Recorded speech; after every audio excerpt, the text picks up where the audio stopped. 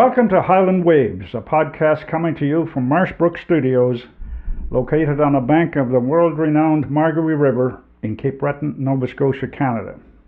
At Highland Waves, we feature stories about the people, the places, and those who come to visit us here in Inverness County. I'm Pat Wall, your host. This morning I'm pleased to have with me in studio Lyne Allain. Welcome to Highland Waves, Lyne. Thank you for having me. You're very welcome. Lyne is the new Culture and Heritage Development Coordinator for Inverness County. Congratulations on your appointment. Thank you so much. Are you originally from Cape Breton? No, I actually grew up in New Brunswick on a small hobby farm. But after high school, I lived in Halifax and went to university there. You go to Dalhousie? I started at Dalhousie, and then I switched to St. Mary's for their anthropology program. Okay. And I graduated from there with honors in anthropology. I took some art history and archaeology courses while I was there too. What inspired you to get involved in the cultural and heritage world? That's a great question. So while at SMU, I had the opportunity to go on an archaeology dig at Grand Pré, and I was digging there for course credit. And I found something really cool. It was a little wooden button that was charred from a piece of clothing in the basement of a house that had burned down. And I got really excited. And then they took it away from me. And I was a little disappointed. I didn't get to spend any time figuring out more information about it or telling the history behind that household and the people that live there. So my job was just to find the things and hand them over. Okay. And that's kind of when the first piece kind of clicked into place, that I was interested in telling the stories of those kind of artifact collections. And from there, I had taken a lot of art history courses and art classes in high school. So I thought I'd do an art history master's, and I didn't get in. It's so competitive with just a bachelor's degree. So I decided to figure something out that could help me get into the program if I applied again next year. So I actually went to Quebec and I did a certificate in what's called arts management. And there I learned a lot about, accounting, marketing, and things like that, administration for arts organizations. But it always came back to that archaeology moment, and I realized, maybe I'll do a master's in museum studies instead. And I got in, so that's what I did. I went to Toronto for that. I noticed in my research you worked at the Nova Scotia Museum of Natural History in Halifax. That's right. And you were the voice of Gus the Gopher Tortoise. Tell us about that experience. That's so funny that you were able to dig that up. Yep, that's somewhere on my resume, pretty far down the list. That was while I was a student working there for their marketing department. So I did a lot of social media work, and of course Gus is the star of their social media. So I was creating posts as the voice of Gus and coming up with ideas about taking pictures from his point of view and things like that. So it was really a great creative job, and it was very fun. Well, it's a keystone species, but it's from the southern U.S., basically. That's right, yeah. So I was just wondering why they would pick, culture and heritage. It's not from the United States to here. I just thought it was kind of, what's the juxtaposition there? I think people just fell in love with him, even though he's not a species from this area. Okay. And I remember looking into the history behind how they acquired him. I don't remember it now. It's been quite a few years, but there is a story there about how they came to be the home of Gus. So yeah, you could look into that further. Okay. What motivated you to take this position in Inverness County? Well, when I started looking for work here, I knew I've always been one to help the smaller organizations. Even when I was in Toronto, most of my colleagues were working with the large museums there, and I was working with the ones that, no one had really heard of. So I wanted to help the smaller organizations, but the problem there is most of the small ones can't even afford to hire a full-time permanent employee. So when I saw this position, that's when I realized I could help all sorts of arts and cultural organizations in the county. And that's what really interests me in this position. What does the job entail here in Inverness County? The main thing is really advocating for arts and culture organizations. So letting the director of culture and community know what organizations need, and then bringing that up the line to the CAO and the council, and making sure they're aware of the situation in terms of the supports that the organizations could benefit from. So I think that's the biggest piece, is just advocating on their behalf, and being able to communicate with all the organizations across the county, which the county is huge. I say it every day. Yeah, I'm sure. still getting familiar with the geography of the county.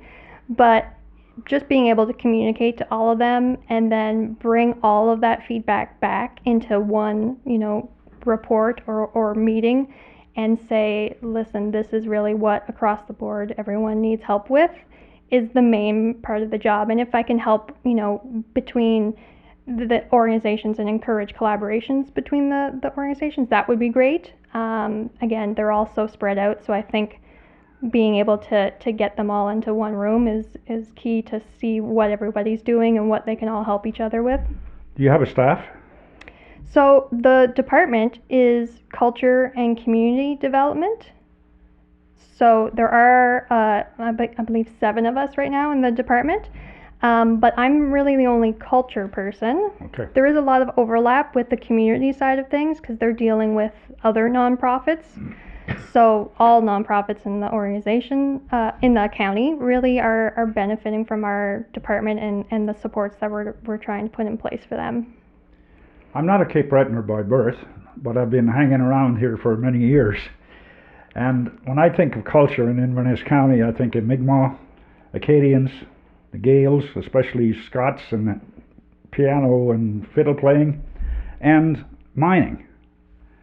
Perhaps you can explain how you plan to work with those to increase public involvement. Yeah, I think it's a very multicultural county, which is great.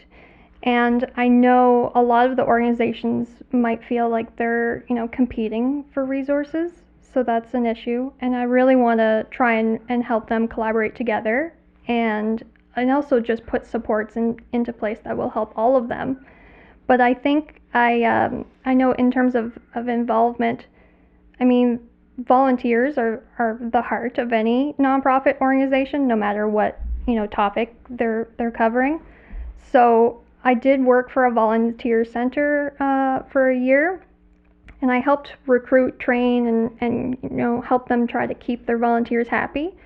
And that's a huge part of all of those nonprofits, right? So they all have something unique to offer, which is nice.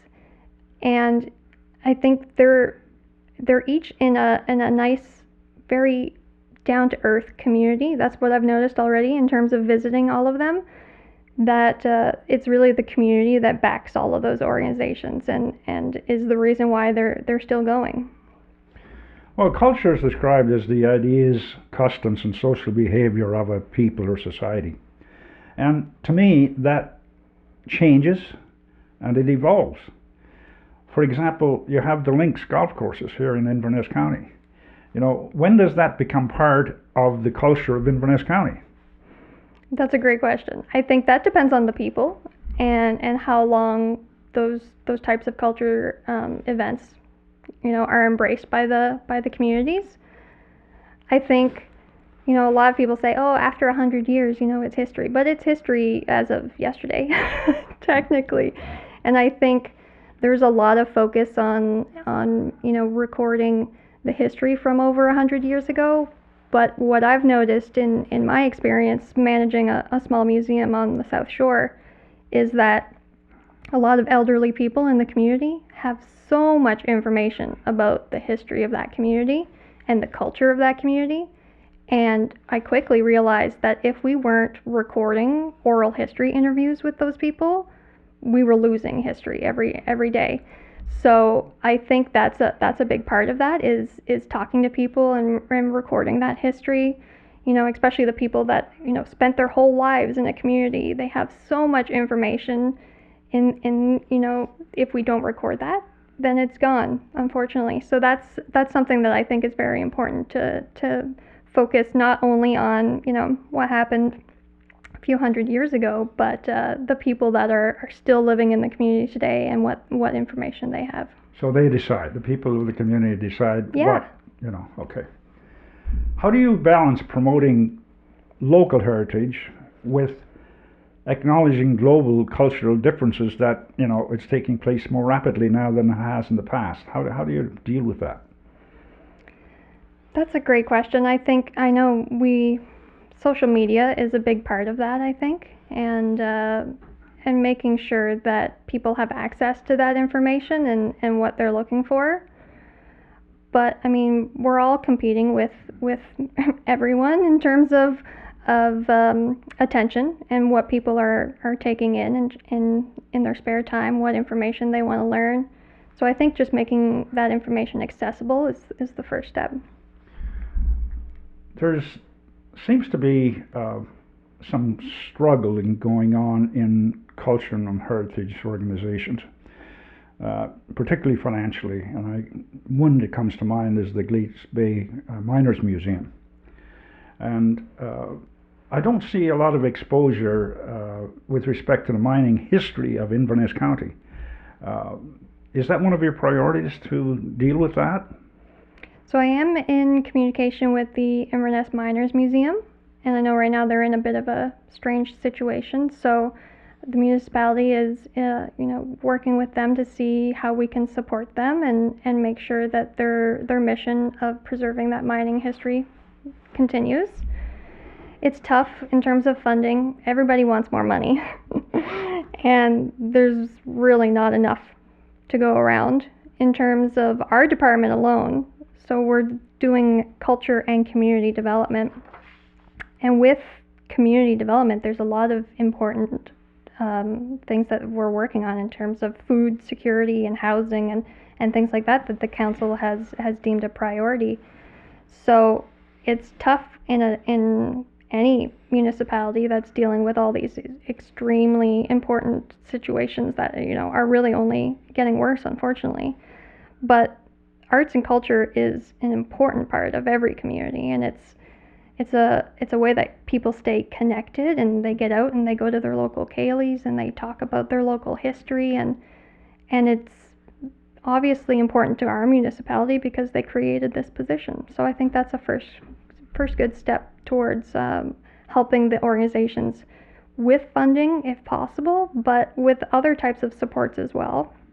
So we're working on a list of things that we can put into place to help promote their events, and as well as just provide training opportunities to keep them more sustainable and educated about all the things that are changing every day, whether that be social media or websites or anything like that. And then in our team, we're making a list of services that our team members can provide based on our experience. So strategic planning has been one of them that's been suggested, and that's something that would help organizations long term, is if we can provide them with a strategic development workshop and work that through with them and help them plan for their future. In general, is the cultural and heritage establishment targeting a particular demographic? It seems to me, I watch some TV, and when I look at ads, it appears that a majority of them are targeting the over 60 group.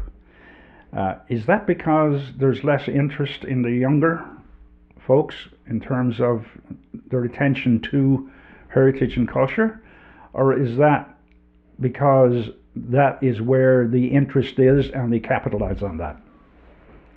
I think it could be a combination of both, but we're seeing more and more young people interested in things like genealogy for the first time, and I think the internet has been a big part of that in making that information accessible. But as I mentioned, a lot of the older people in the communities have that information too. So I think there is a part where you are trying to attract those people to come in and share their knowledge of the community. but I think everybody's interested in maybe different parts of history, and it's just a matter of figuring out what parts of history your organization has that could, attract those different audiences. It's so important to get youth involved early, and making sure that, if you can, you're working with the local schools that are nearby, and trying to, have class trips come in and get them involved. And that really does have a long-term ripple effect in your community, is getting those children interested in history and involved at a young age in terms of volunteering or anything like that, or summer staff positions. Do you go to the schools at all in the county and talk about culture and heritage? Not yet, but it's definitely something we could be doing. In my previous position, working for a small museum, we did do workshops and things with classes in terms of sharing that local history. So I do think if I can at least get organizations connected to their local schools and maybe reach out on their behalf and advocate for, a partnership there, that's certainly something that I can see being a priority in the next few months. With all of the competition for funding amongst government departments, especially health, social services and housing, how do you make the case for culture and heritage at the table with those departments? I know it's tough, and I always think too of other nonprofits in the community. Everyone's coming to the table with needs. As I mentioned, I think arts and culture is a big part of any community, especially in Inverness County, and it's really it's so important kind of behind the scenes. So it is a harder one to advocate for. It's not as I guess top of mind as healthcare and housing and food security is right now. But I think if you picture your community with no arts and culture, it would not be a nice place to live. So that's always something that I'm coming to the table with in terms of how the community can thrive after they have all those basic needs met. Then having arts and culture bring people together is so important, and especially in rural areas where isolation can be an issue, I think it is still a priority of the county since I'm here. So that's kind of proof of that. How does culture and heritage help individuals or groups, apart from socially and perhaps employment? What else does it do for people? Well, there's a lot of mental health benefits there in terms of that isolation and helping people stay connected with their community and just be happier. There's also the volunteers behind those organizations, and that's a great way for them to get involved with their community and meet people. And I think there's a lot of long-term effects with just being involved in your community and arts and culture. There's also the tourism aspect, which is a big one in terms of attracting people to come to the county. Other than organizations, there's a lot of arts businesses in the county, and so I'm already kind of making a list of those and seeing what we can do to help promote those once we have some promotion in place for the nonprofit organizations. But yeah, I think it's giving people opportunities to get involved. If we don't fund culture and heritage sufficiently, what are the consequences? Well, I think nonprofit organizations are going to struggle even more, and eventually some of them will shut down. I think that's the case.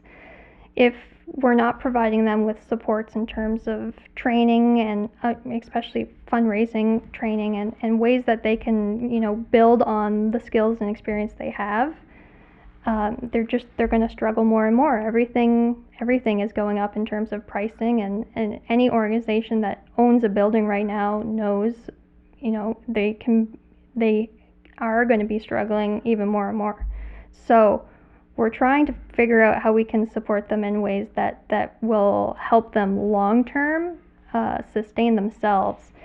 And we're certainly open to hearing ideas from the organizations about that, and I'll be communicating with them directly. I've been meeting with them over the past 3 months, so I started in September. So I've met with nearly all of the organizations in the county that are arts, culture, and heritage related, and meeting with them to see their facilities, see what they're doing, and talk to their volunteers and employees has been really a first step towards figuring out what they need and how we can support them.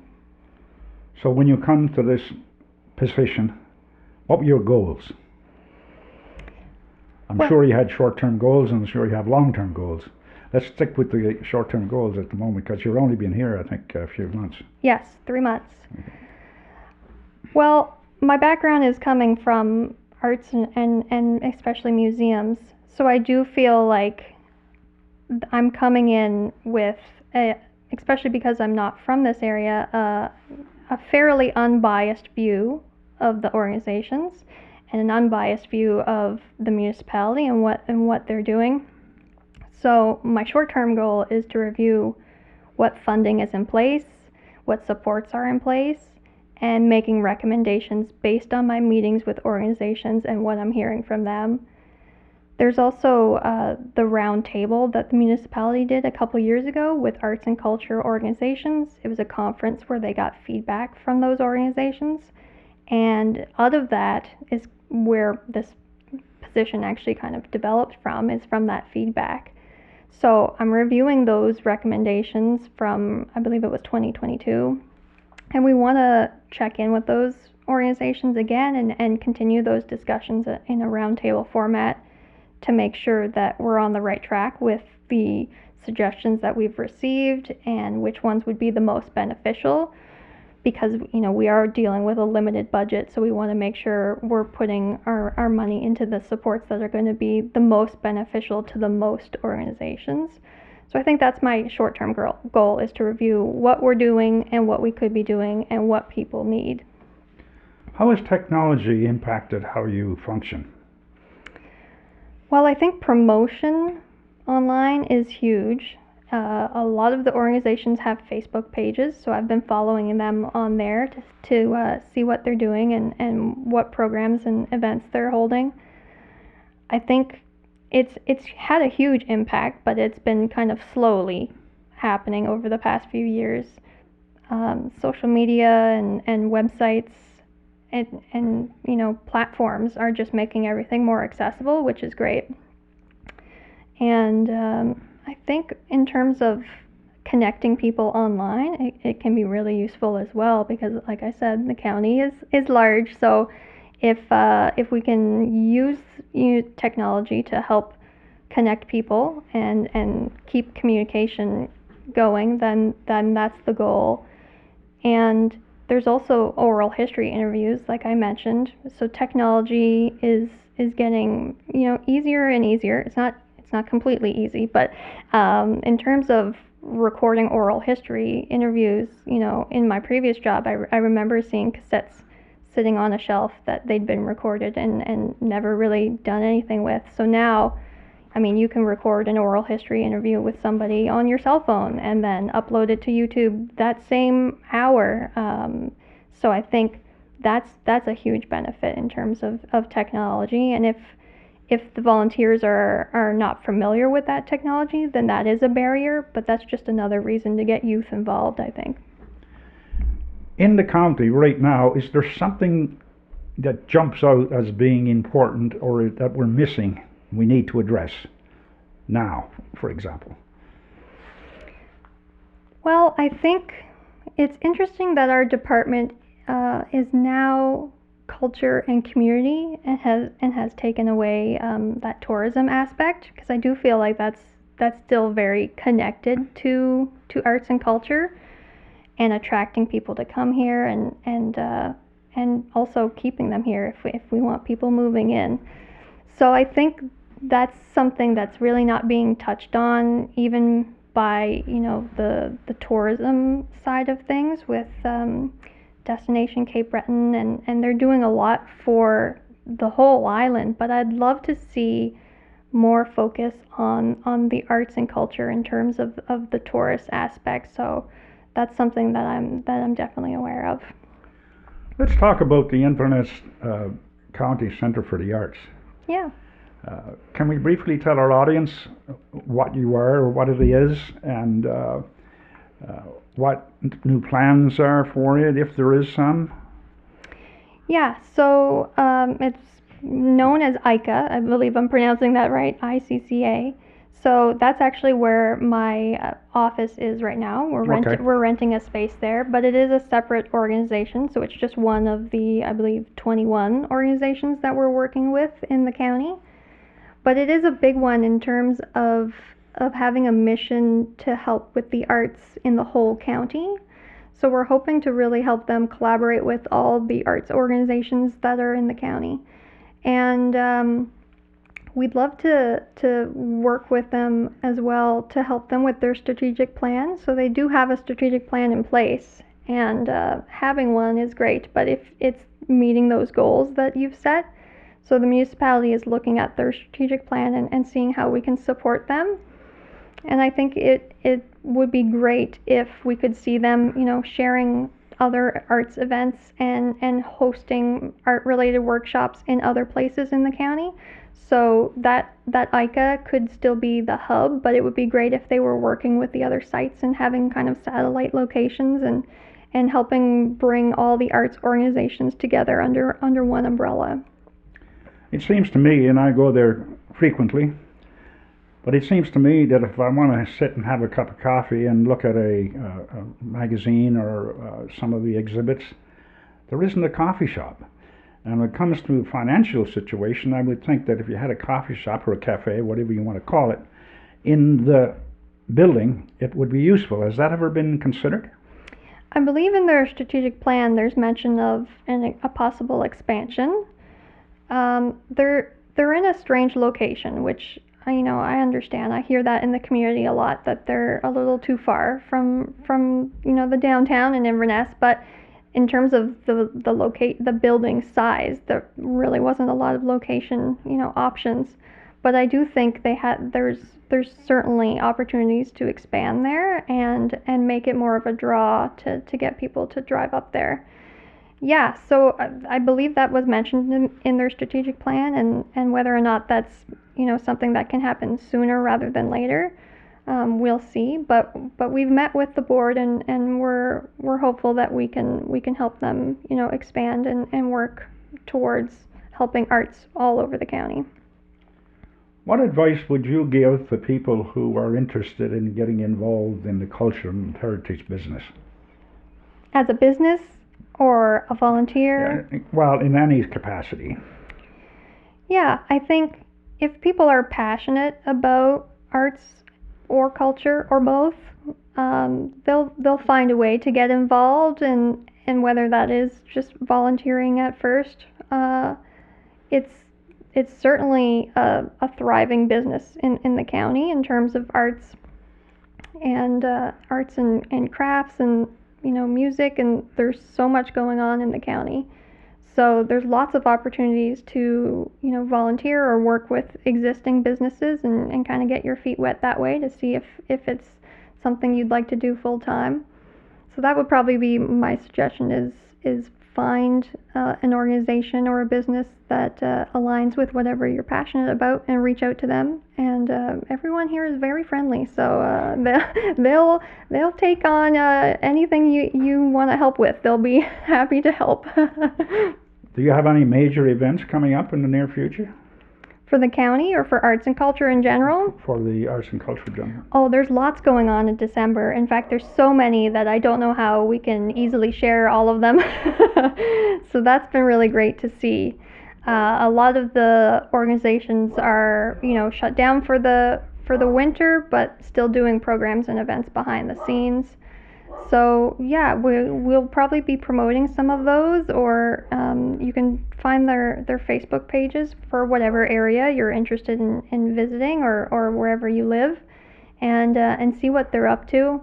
But yeah, there's lots going on for December, and then it'll probably quiet down based on my experience. It's a lot of them are very seasonal, so they'll quiet down and they'll be working on grants for the next summer.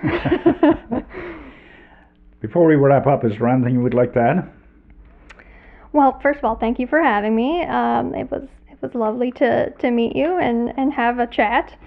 Yeah, I think I'm only 3 months into the job, so it's still all very, very new. And I know some people have said, "Oh, she's not from here." But I did mention that I think that's been really helpful to come in and be, slightly less biased about all the Diversity great things. is always good.